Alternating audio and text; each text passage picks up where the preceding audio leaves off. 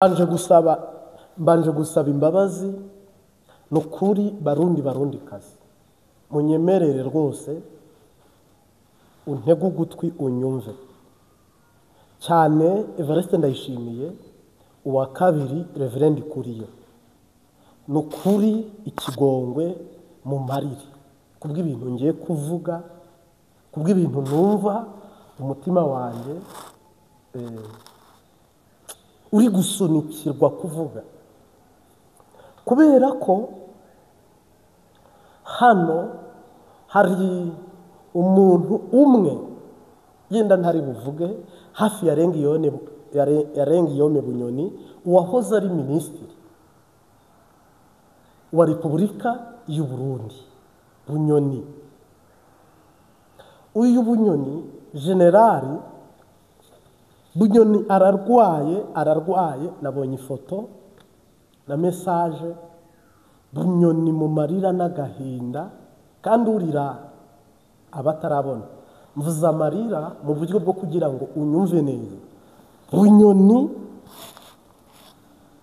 ageze iyo umwana arira nyina ntiyumve.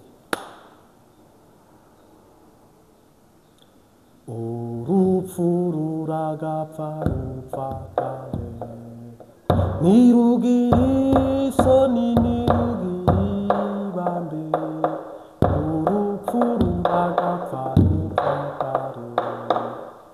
Nukuvuga ngo kubera iki ntuzi uyu nguyu Reverend Kuriyo yarwaye akagera kure, akarwara akaremba, akivuza, agakataha agasaba Imana ngo Imana imuhe ubuzima agaruke mu buzima. Mwibuke Evariste Ndayishimiye ari gusengera uyu mugabo witwa Reverend Kuriyo, ndetse akavuga ngo amwifurije misuhuko. Kubera iki Bunyoni ari kurira ya marira, akaba agiye gucikana, umuntu w'umupapi yari kujugumira, akaba atagishobora kwicara, akaba atagishobora kunya, akaba atagishobora kunyara. Umuntu w'umugabo akaba yifuza kujya kwivuriza hanze.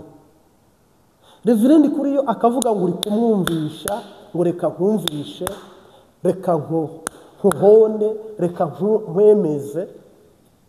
Reverend Kuriyo agafunga inzira zose z'imitungo ya Bunyoni ngo atajya kwivuza. Evariste Ndayishimiye wasanzwe ameze nk'umuntu udahari, no gutondeka igihugu we byaramugoye, no gutondeka buri kimwe cyose biragorana. Habura iki nguyu Sebarundi vurema biyumvire Bunyoni ko yabaye umwe mu basangira ngendo, ngo bamugirire ikigongwe, bareke umuryango we umuvuze. Rero umuntu wampaye ubutumwa yambwiye ngo ntubarire Reverend Kuriyo, inkoni zamba harira abarundi bagirira ikigongwe.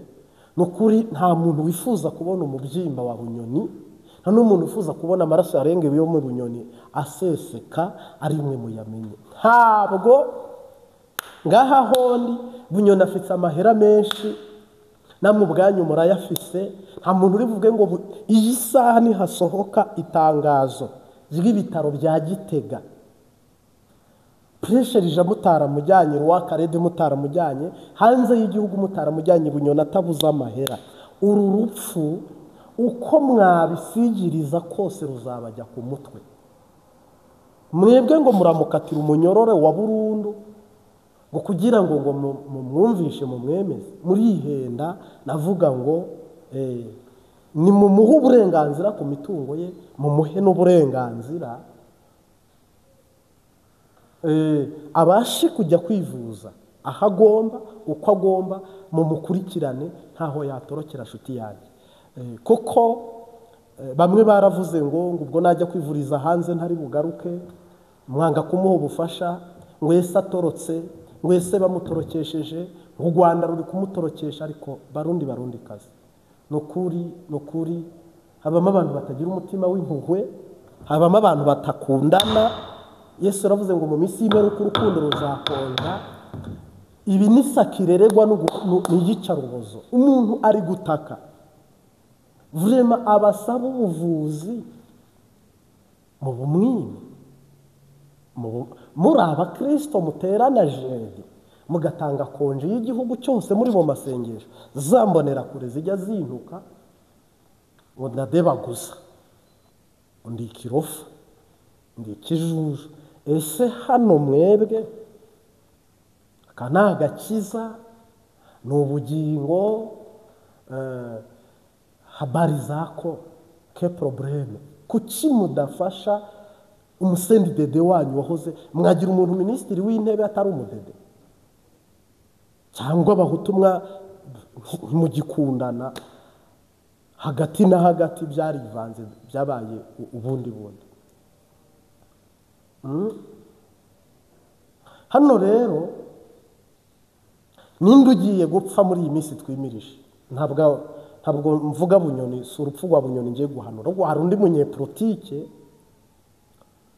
fite amakuru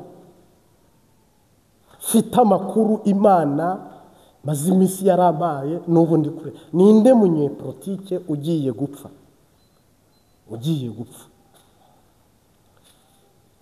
Nguyu mwitegure kuririmba, kujya ku mpanda mukaririmba protesiyo wanyu mwemeraga mwakundaga acikanye, kubera ko marayika agiye kubavuzamo inkota yica.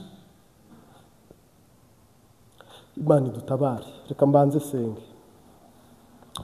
Mana data wa twese uri mu ijuru, Mana Aburahamu na Isaka na Yakobo, wagiye kwa Farawo uvuza inzamba, ujya mu banyamahanga batandukanye uvuza inzamba, ariko kugeza na n'ubu abantu bazibira imitima yabo, amatwi yabo bakinangira ntibumve. Ubu ni ubutumwa bwawe tugiye gutangaza, ntitugabanye kandi ntitwongere, mu izina rya Yesu Kristo umwami n'umucunguzi. Ujya uvuga bikaba, wategeka bigakomera, kandi uravuga bikaba, wategeka bigakomera. Pete keshezere bo somene ya zopare. Hayi data wa twese uri mu ijuru, sebore shezere bo aneze keshezere. Hayi data wa twese uri mu ijuru, ni wowe wavuze iby'ingoma y'abadede itarabaho ibaho, urongera uragaruka uvuga ibyo kubaho ibaho, uranayikomeza urayizamura. Ni nawe wavuze ngo umwami Dawudi keshezere umuhaye kwima ingoma, ariko ujya unyuranya amaboko ukimika abami ukimura n'abandi. Zomene ya zopaya, ndakumva papa. Abarundi baragutegereje baguhanze amaso, mu magepfo, mu buraruko, mu buseruko, ugwaruka, abatamakazi, abigeme, abakobwa, imisore, imikangara. Serebo keshezerebo. Ndimo ndakumva mwami Yesu, haleluya.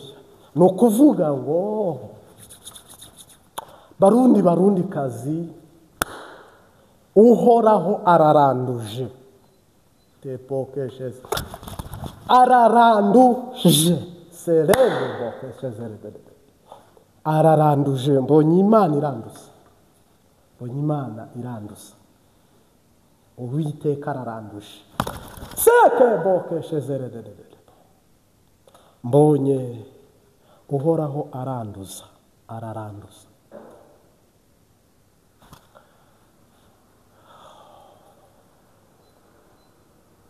Habwa ikuzo Mana ya Aburahamu, kubw'imirimo myiza wakoze, wanyeretse kera y'ukunda, none uyu munsi urabinyeretse.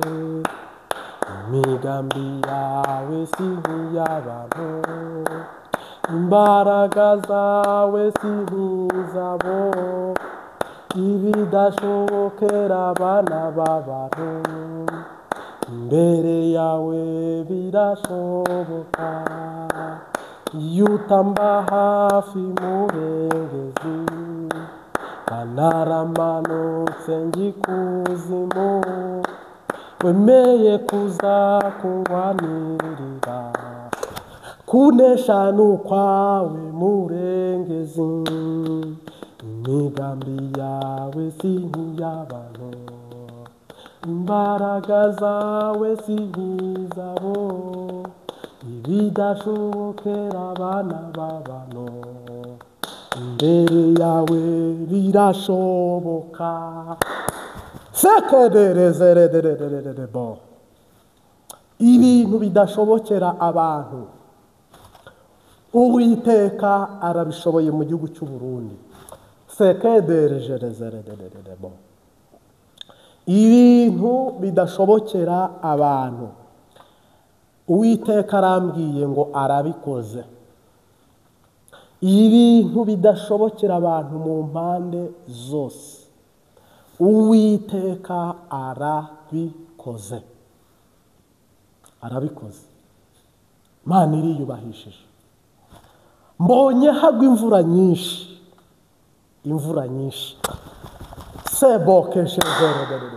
mbonye hagwa imvura nyinshi hagiye kuzagwa imvura y'impangukano imvura izagwa imvura iraguye ibimenyetso byerekana ko yakubye imvura izagwa imvura iragwa hano hari ibintu mumaze iminsi mwumva mu matwi yanyu mumaze iminsi mwumva niseguye hano dukunda gukoresha iminota myinshi koko ndahanura nkahugura nkahanura nyene mugabo sije niseguye ku bantu ubutumwa Imana impa sinjye usohoza sinjye ubikora ndi umukozi nk'uko nawe uri umukozi niba shitani ari gukoresha ubwo kazi yake niba Uwiteka gukoresha amen rero iby'Imana inkoresha nibi harimo umuntu umbwira ngo ko bidasohoye ko bitasohoye ko bitinze nabonyemo nabambwiye ngo birimo birasohora ngo nimpanure ngo nimbandanye sava abampa courage abaca intege abangwanya ababyemera abatabyemera nimwemere Kristo wanyu genda umukozi arakoreshwa ntabwo yikoresha uruhare bisohora ntago rwose muri bumpe amashimwe muri rayaha Imana ego ko niko kuri ariko ntabwo mba muri nza ibintu Uwiteka yabishuriye akanyereka iminsi uyiharurire ku ntoki hagiye gufunguka inzira utaruzi uburyo utaruzi ariko Uburundi burose umucunguzi umukiza wabubambiwe arururutse Yesu Kristo hari amatari original Bibiliya ivuga ngo mwijuri wacu zirakamwa ayo mata dafunguye meza oje igihugu kigiye kuyabaha ubwo buntu bw'Imana buri professionnel buri hejuru cyane navuga ku rwego rw'uko ari ubuki igihugu kigiye kuguha ubuki wari warabuze kandi pe hari induru iri muri Kongo ingabo z'abarundi muri Kongo ubukene bw'ibitoro ubukene bw'amahera mvamakungu ubukene bw'ifumbire buri kimwe cyose umurundi ahaciye ngaho mu gitondo Perezida Neva ni nk'ibintu bya komedi yibereyemo mugabo ibyo bintu byose Imana yambwiye ngo mbishyizeho iherezo dore inzira Neva agiye gufatirwamo dore ahantu Neva akamashu kari umuteguri kagabo gahimba kandi kataraza abahinga bararutana abanyabwenge bararutana ikipfa cyaburiwe n'impongo never send the death the day nkuko umusozi uriduka nkuko inkuba zikubita nkuko imituragari ihonda uku niko ubutegetsi bw'abasendi dedefudede nabonye marayika aburimbura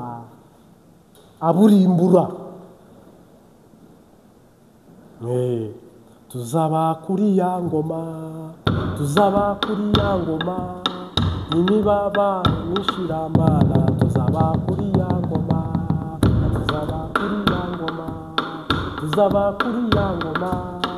imibaba n'ishiramana tuzaba kuri ya ngoma bakijijwe bazabayo abasenga bazabayo imibaba n'ishiramana tuzaba kuri ya ngoma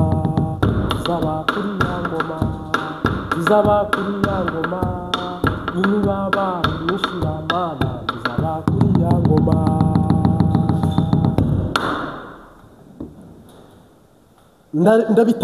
ndabitangaje nababwiye ko mvuye ku musozi maze iminsi kandi n'ubu nditegura gusubirayo. Yesu yabaga i Getsemani akihererana n'abigishwa be, ibyo uhoraho anyuzamo ni ngombwa ko nanjye shyira amavi hasi nkasenga. Shinaragwana ribarikiwe. Mana yambariye irambwira ngo impunzi zitegure gutaha. Nimwitegure. Harimo impunzi zidashaka gutaha i Burundi, zifuza kwigira mu Burayi no muri Amerika. Ni open, ni ukuri. Imana nifungurira abarundi umugisha, ntabwo itanze umugisha ntawongeramo amazi. Iyo iciye inzira ibiziciye ntawongera kuboroka cyangwa gushyiraho stopo. Oya, feruje yatse niyo ubutabazi. Bamwe muzajya muri Amerika, abandi mujye mu Burayi, abandi bajye i Burundi. Ariko ukeneye gutaha azaba afite ahava naho ajya, ko niko uhoraho yambariye ngo mbabwire. Ntabwo ari ibishobisho, ntabwo ari komedi, ntabwo ari imikino, si n'imikinato. Rero harimo abantu bamaze kugura uburozi buhambaye ngo bice bunyoni, abantu bamaze kuba batagira imbabazi nka ba Reverend Kuriya bafite imitima ikwamandataye. Subiza agati impembero, ni wowe ujya ubivuga wowe Neva na Reverend Kuriya, mwiyumvire. Bunyoni si umwanzi wanyu, ahubwo yenda ashobora kunenga no kugaya ibyo mukora nk'uko nanjye hano mbinenze.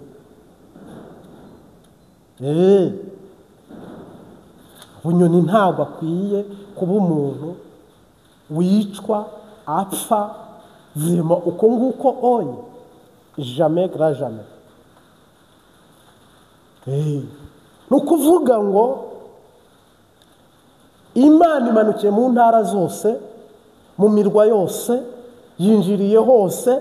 Bimenyetso bigiye guturika muri uko kwa 10. Mugiye kubona ubuhanuzi bumwe busohora, mugiye kubona ibintu byasaga n'ibyugaranye byuguruka muri uko kwa 10. Ntabwo ari nza oya, muri uko kwa 10. Muri uko kwa 10 harimo abantu bagiye gupfa. Urucira mukasoro kenda nyoko batekeshezerere bozo mene yazopaya hano mugiye guhamba, kandi ijuru ryabyemeye ko habaho guhamba, gushyingura, kuzika ku maziko. Kandi muri politiki muri uko kwa 10, bamwe bazatwenga abandi bazarira. Uko kwa 10 turimo tugeze muri 13. Hari bigiye kwibonekeza ibimenyetso byerekana ko yakubye. Turabireba hano mugiye kubona Imana n'abantu. Yavugiye mu migani abantu ntibumva, ivugira mu mucyo abantu ntibumva. Ariko petekeshezerere ibyo yakubwiye byose izabikora. Iza kuza muri kwicaze mu bikomangoma, ntuzibagirwe ko wahoze wicaye aho twita ku cyavu hameze nk'ahavumwe. Tuzajya tuvuga ngo irera, tunongereho ngo ni Rubasha. Uri Rubasha, tuzajya tuyita umubyeyi. Ni ukuvuga ngo hari inkuru mbi igiye gutaha i Burundi. Hari inkuru mbi amatwi yanyu agiye kumva.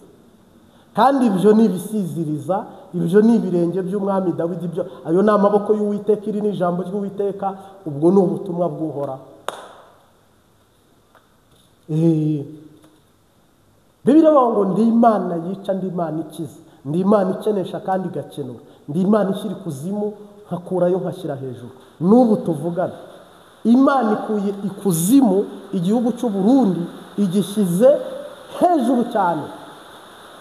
Hombo ivyamwa n'amavoka yarimo neza ko muvyibuka. Mugabo nagenda bibutse kwico gihivoka, nibaza ko yagurwa hagati y'ijana n'amajana abiri, ntiyarenga ngaho kweri. Aho nibaza ko yaba ari ya mbere izimvye. Mugabo no munsi ivoka nibaza ko igeze ku 3 canke 4, hari nzingwa 5. Iyo ni politiki yabaye mwese muzi n'ingene yagenze. Ababura amatari muringa, umubura amatari we atabutare bw'imbwayo nashire toke hejuru tura. Umubura amatari tagira ubutare mu ntara yiyo Merido Bujumba, we nta butare ufise, we nta butare ufise. Cyo gusomera ubunyene ngaha muri code mini, nta butare ufise, nta kariyeri ufise. Ntubona ntimusoma n'amategeko ngo mumenye itunga mufise. Nje nagira nje ngusomera ubunyene turabe ahanyene muri code nayizaye. Reka ndababwira ingorane mufise mwese mwimbo butare muga ntimuzi n'itegeko ribagenga. Ndazi ko atajyo muzi, ndazi ko atajyo muzi. OBM Deje OBM wazanye code mini urayifisa? Yenyereke turabe code mini.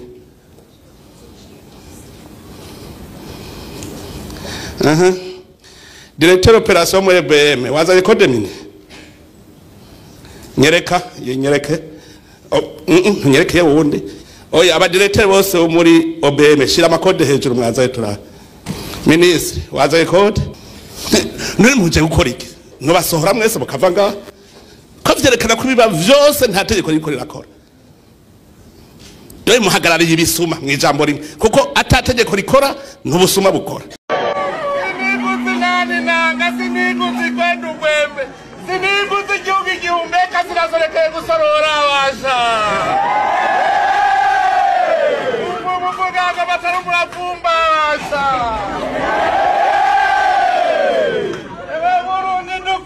Uri igihugu cifashe igihugu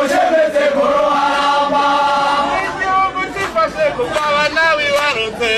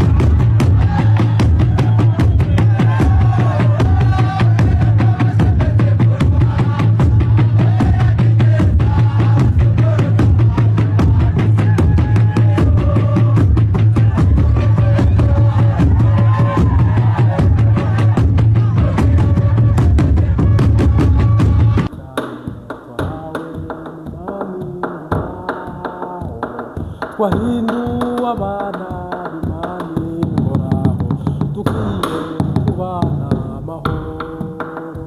Tuzanezerwa cyane n'ijuru, tuzaririmbana n'abera, tuzambika ikuzo mu rugo rukundo, n'amarira azaba ijuru. Tuzanezerwa cyane n'ijuru, tuzaririmbana n'abera, tuzambikwa ikuzo mu rugo rukundo, n'amarira azaba ijuru.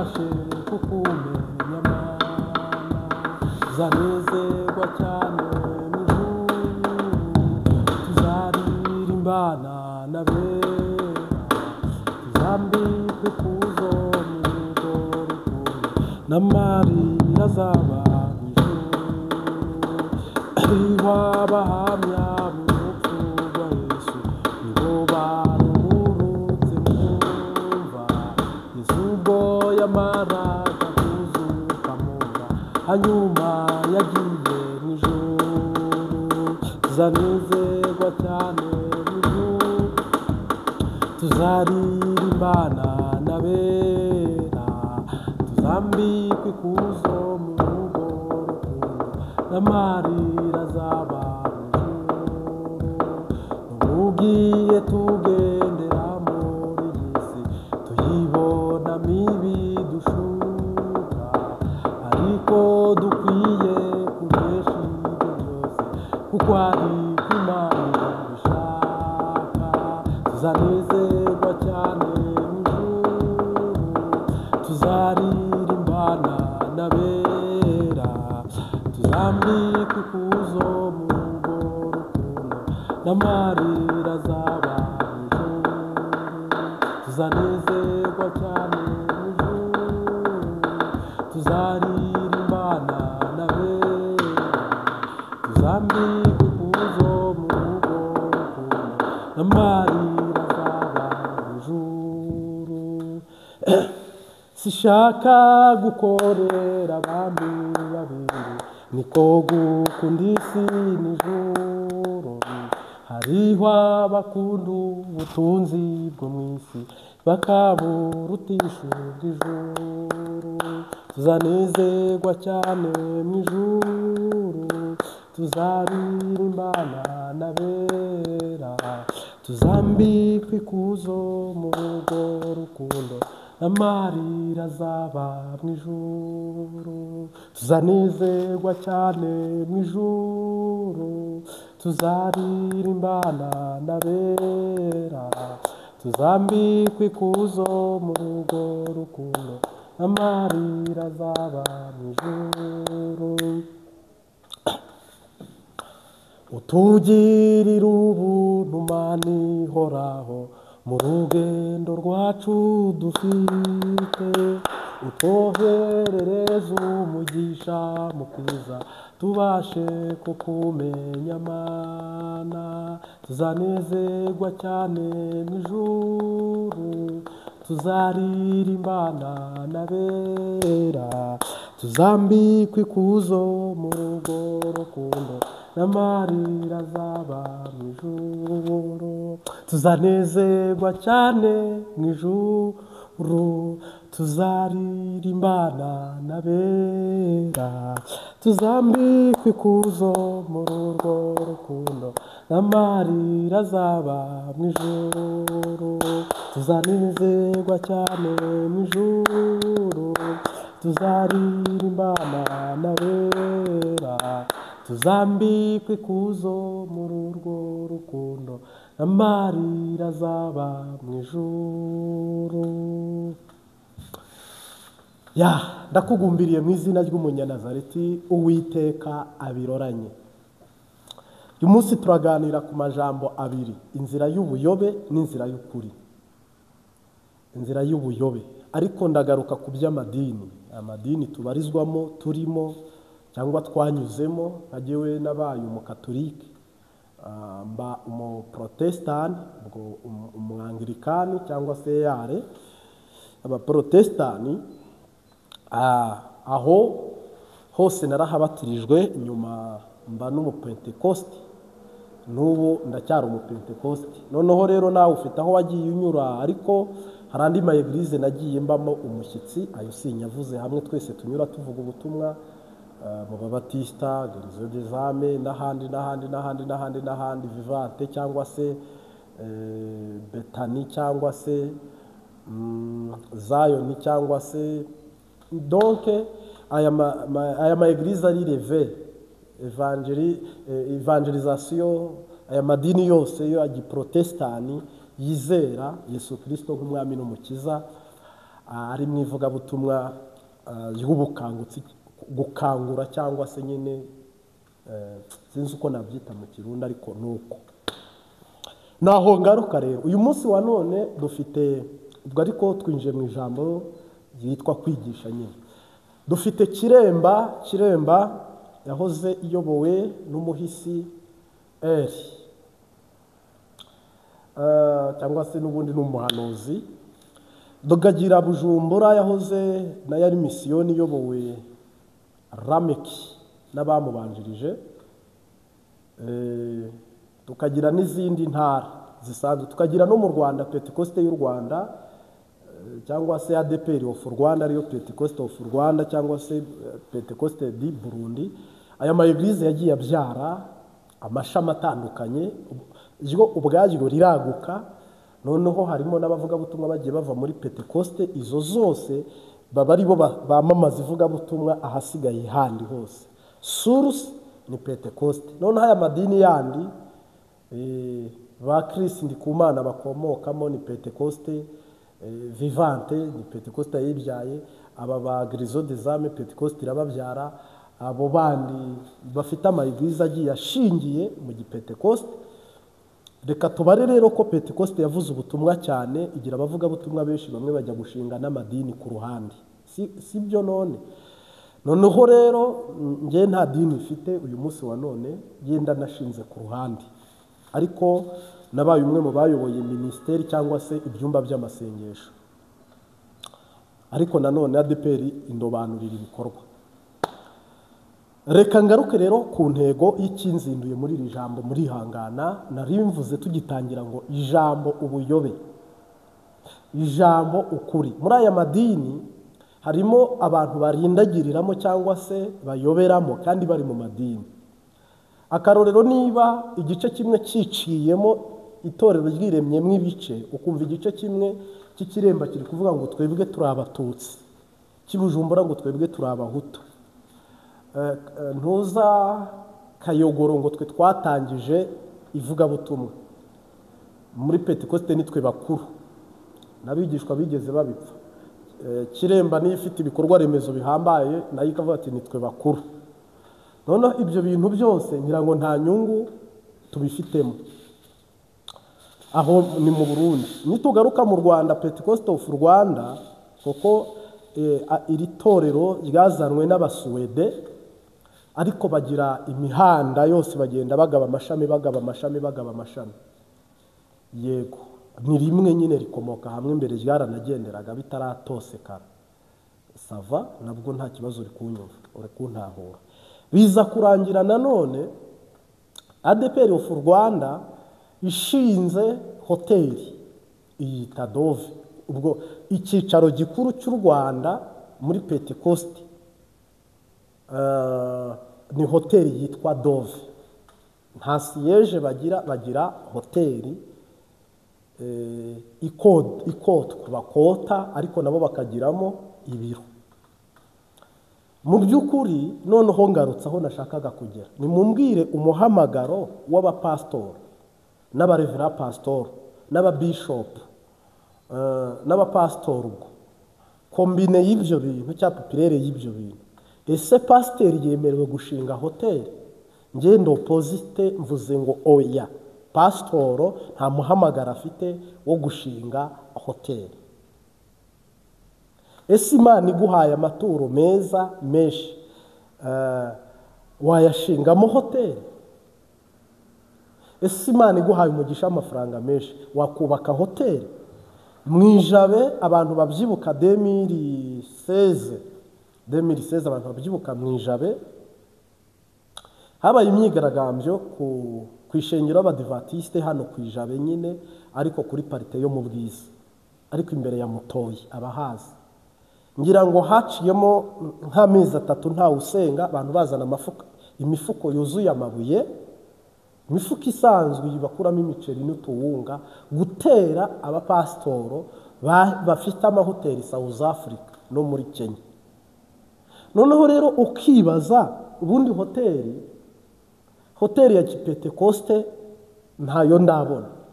Genda we wagenze uzambwira aho wayibonye hoteli ibamo ji ibyo kunywa by'abarokore, ikabamo n'imiryamire ya kirokore, ikabamo sirikirasiyo za kirokore, ikagira pisine za kirokore. Nge ntayo ndabona. Hoteli ni bizinesi en general, ariko nk'abashumba nk'abungeri batemerewe. Mu busanzwe uku gushinga amadini reka nere kuvuga aba bantu hatagira uwo sitaraho, aba bapasiteri basohotse muri aya macaci harimo n'abakuyoboye bagashinga amadini. Ubujigitifu hari intego leta igira ngo ubuyobozi bwegera abaturage.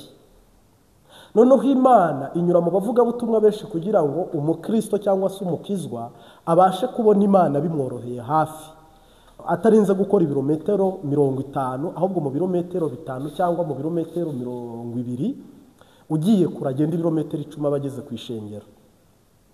Ubujigitifu umuntu yaba yasohokaga eglise agiye kwagura ubwami bw'Imana nk'uko bisanzwe, noneho icyo kintu twese twagishyigikira tukavuga ngo felicitation ikimusohoye muri eglise vivante cyangwa bomberije cyangwa grizo cyangwa pentecoste cyangwa deperi, ikimusohoyemo ni ukwagura ubwami bw'Imana. Igitangaje siyo ntumbera, ahubwo asohoka kubw'icyubahiro bamwimye, asohoka kubw'amahera menshi ari guturwa ntibamuheho, asohoka kubw'uko ari abatutsi cyangwa ari abahutu, asohoka kubw'uko ngo afite impano, afite ingabirano, noneho nawe akajya gushinga iryo dini. Icyo kirapfuye. Nta muntu hano ndi kwigisha ngo ajye gushinga iryo dini muri konegisiyo yo gushaka amafaranga, muri konegisiyo y'icyubahiro, muri konegisiyo yo kudahindura abantu kubahindurira kuba abigishwa ba Kristo. Vraiment mvuze ngo icyo wagipfuye kandi wamaze guhomba kabaye. Iki nicyo cyobo aba ba bishop benshi baguyemo. Barasohotse basohokana impano nyinshi bari bafite, bajya gukoka intama, ariko ntibazihindurira kuba abigishwa ba Kristo ngo zimenye icyatsi n'ururo kubitandukanye, ahubwo bazihindura kuba ababaramya bakabaha icyubahiro n'abajejwe guhiga amashikarwa cyangwa se gushakisha ibibatunga n'imibereho n'ubuzima bwabo. Biza kurangira intama zari iza Yesu zihindutse izanyu. Niyo mpamvu hano sindi guhanura ngo mumenye, sindi no kubwiriza ngo munkurikire, sindi no kwigisha ngo mwumvege, ahubwo uwantumye niwe mukwiye kumva. Niyo mpamvu rero ubujigitifu amadini yabaye menshi, ariko umwimbu Yesu abona muke.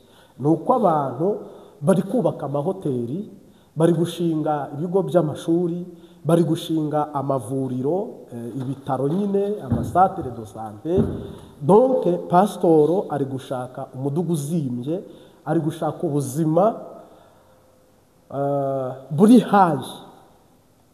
Ibyo rero mu kubirondeza ntabwo abirondeza mu buryo buboneye ijambo ry'Imana ribimutegekamo, ahubwo abihiga mu ntego yo guhangana n'abandi bapasiteri bari gukompeta.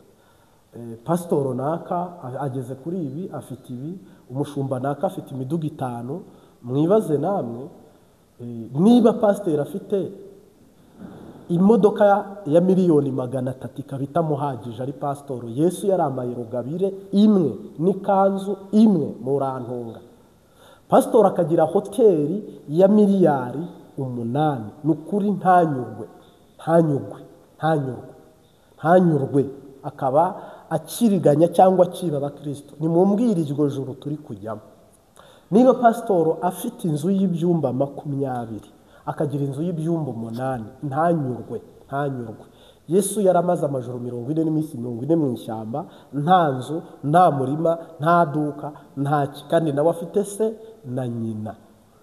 Mu busanzwe hari impwemu ivi kuzimu ituma ngo umuntu avuka aganya agapfata anyuzwe. Ibyo bintu bigahita bidukururira karambaraye ko kudakorana n'Imana no kutagendana n'Imana no kutaba mu ishengero y'Imana, hama ngo duhinduke abakizwa nyabo bukuri.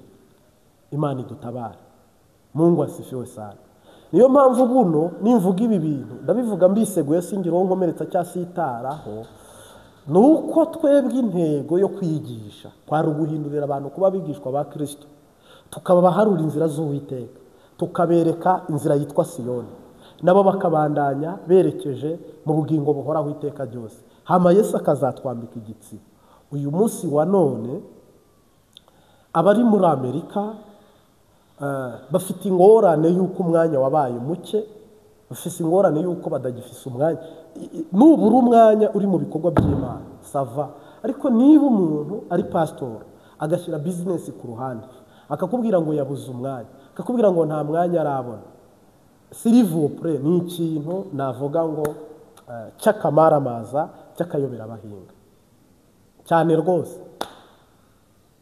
Mu busanzwe niba umuntu adashobora kujya mu nganzo ngo abwirize umupagana muhindure kuba umwigishwa wa Kristo, umwambika ibirato bye, umwambika ishapo ye, umuha umusetire, umureme mu ishusho ya Kristo, umupfukamisha gikristo, ururimi ruhindure uruvuga gikristo, amaso yawe gikristo, amatwi yawe gikristo, amaboko yakore gikristo, intambwe zibe gikristo. No kuvuga uwo muntu uzamubyara mu ishusho yande, uzamurema mu ishusho yande.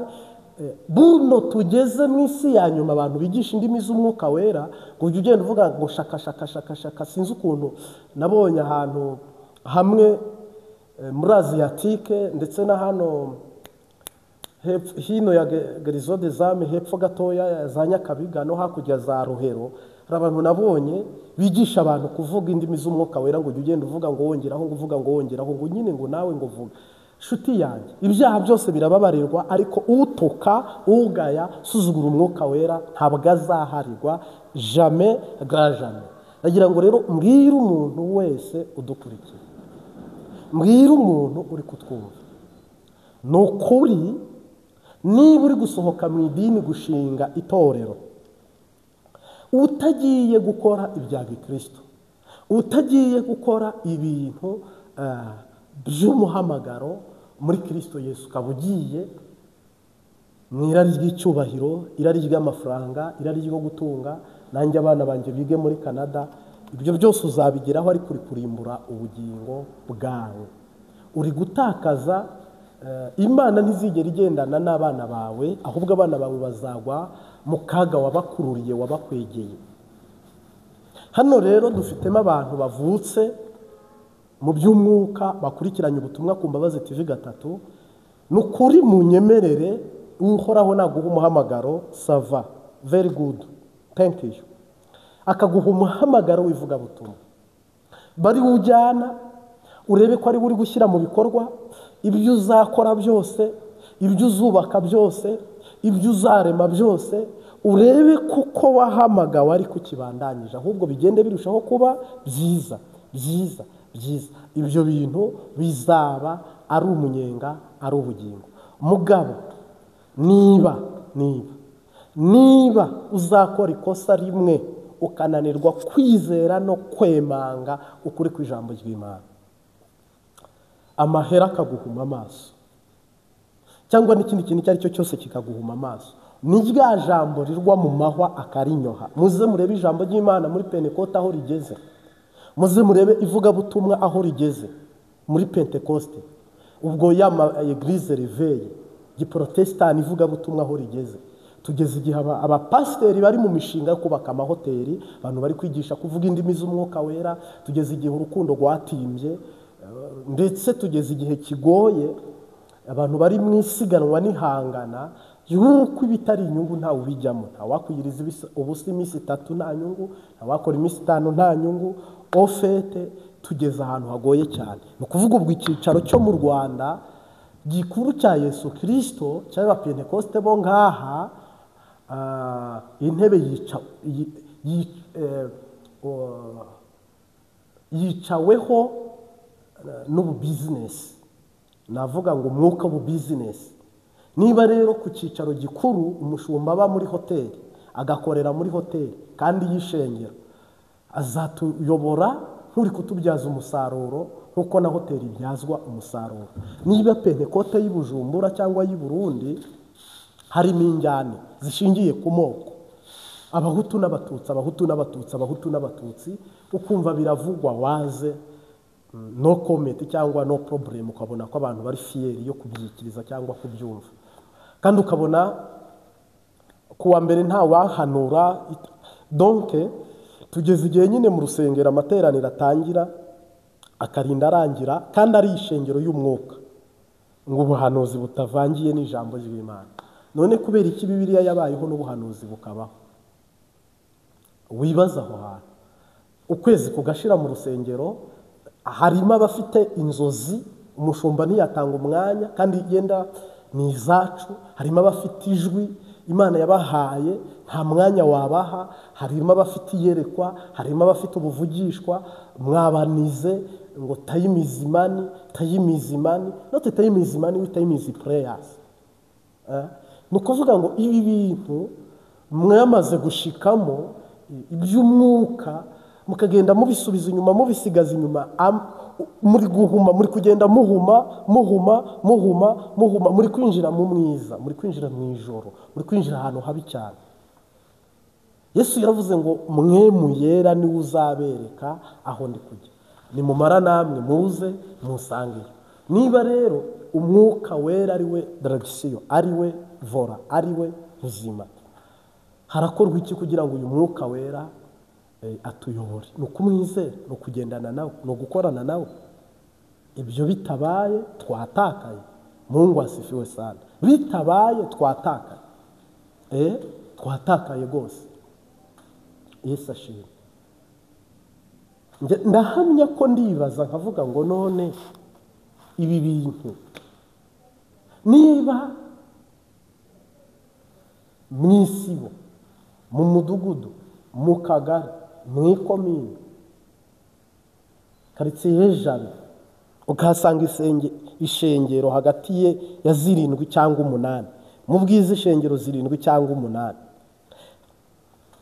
mu buyenzi imisigiti 10, buri karitsiye ikagira ama-eglise menshi, abantu bose ugasanga bafite aho binjira nuko binjira, mugabo ugasanga nta mumaro, ntacyo byunguye, nta kimuga mwamugurura, nta urwaye sida wakira, amasengesho yanyu nta kintu yakongera cyangwa agabanye.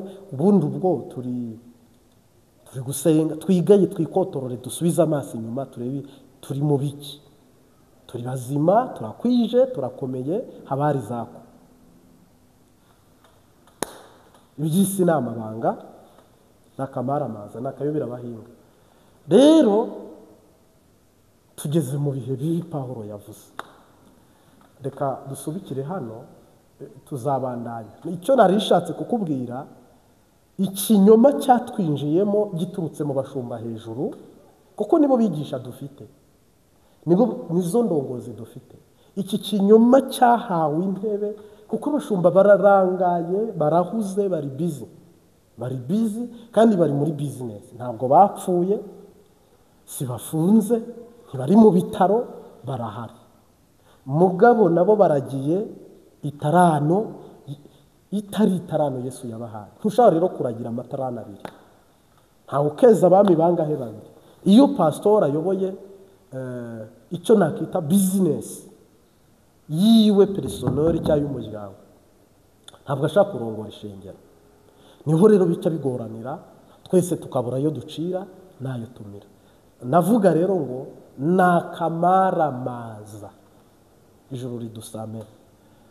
Mwami Yesu ndakwinginze, tutagabanyije tutongereye, kubw'ubuntu bwawe turifuza gukizwa, bitari business, bitari uyu mubiri, bitari isi cyangwa satani.